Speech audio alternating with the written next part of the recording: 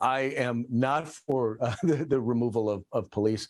Let's be honest, as I said in my opening, African Americans tend to be the greatest victims of crimes, which means that removing the police means that there are going to be fewer opportunities for them to be able to be protected.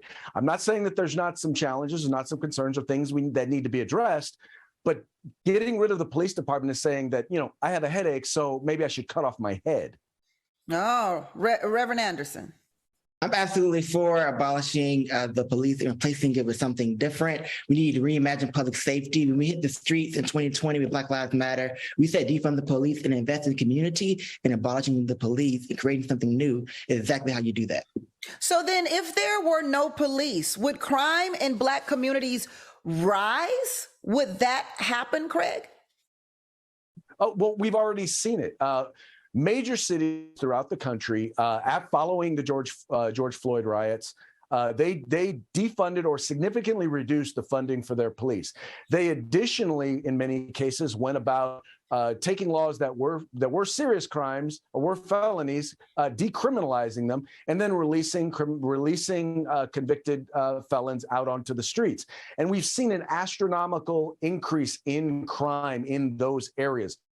Not just violent crime, murders, as well as property crime, thefts. And I'm sure we've all seen the videos of people just riding into stores or walking into stores and walking out with handfuls of clothing and other items.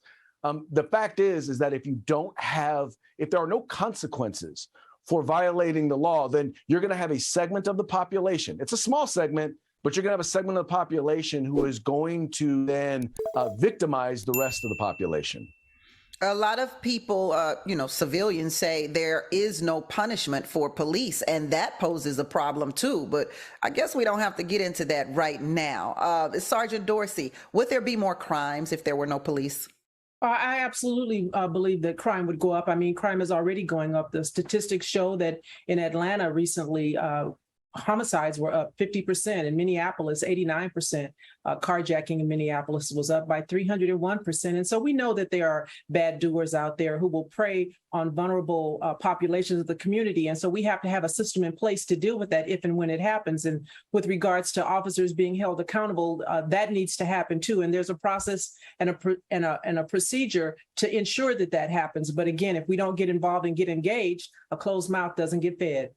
So if you are saying, Craig and Sergeant Dorsey, you're saying that that crime is going up. It is going up. So if it is going up, then how do we reconcile that? We have police now. They have not been limited, but crime is still going up. Well, no, actually, you've seen in major cities across the country, you have seen significant cuts in police budgets. You have seen literally a defunding of law enforcement.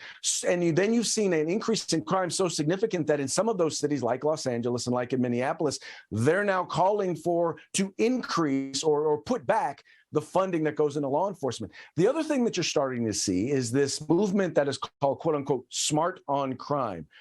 Where the goal is to try and decrease the number of African Americans who are being arrested by redefining crimes, taking things that were crimes, making them minor crimes, and then releasing people from prison. And yet we're seeing that in 70% of the cases, these folks are recommitting, or they're committing crimes once again. You've seen instance after instance of individuals who've been arrested and released the same day with no bail, committed a second crime, been arrested, released. Once again, no bail, no consequences. This is what happens when you do not have law and order. When there are no consequences for breaking the law, you have people breaking the law. Reverend Anderson, jump in here. So I want to just say, when we say abolish the police, people start getting this image of the purge, as if like people can run around and start breaking glasses and killing people all crazy. Abolition is a process, right? When Frederick Douglass and Sojourner Truth and Harriet Tubman did abolition of the slavery system, they rebuilt it with something new. And so when we say abolish the police, we're saying reimagine what public safety can look like in our city and in our streets. Words have meaning, Reverend. And abolish means to get rid of. Abolish means to get rid of, absolutely. So we're going to get rid of the police department as it stands now and create something new and put it in its place. Look at any police scorecard. LAPD police scorecard 34%. How about we create something new before we abolish what is currently in place?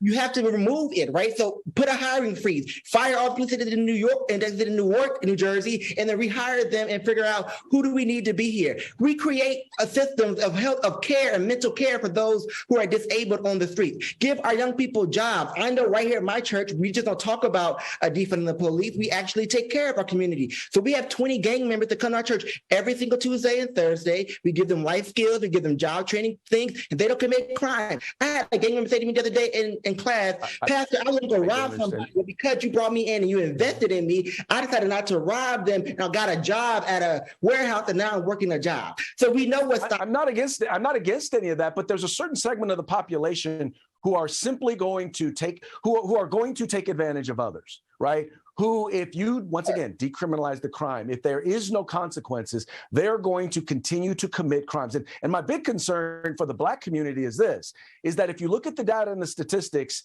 people tend to victimize their own. That means whites tend to more victimize whites. Latinos tend to more victimize Latinos, Asians, and guess what? That means that with African Americans, we tend to be victimized more by any other group than any other group by African Americans. So as your goal to, I want Anna Josie to get in here. Well, anyway, my point being is that we have to be just as concerned about Black crime victims as we do about Blacks who are being arrested for committing crimes.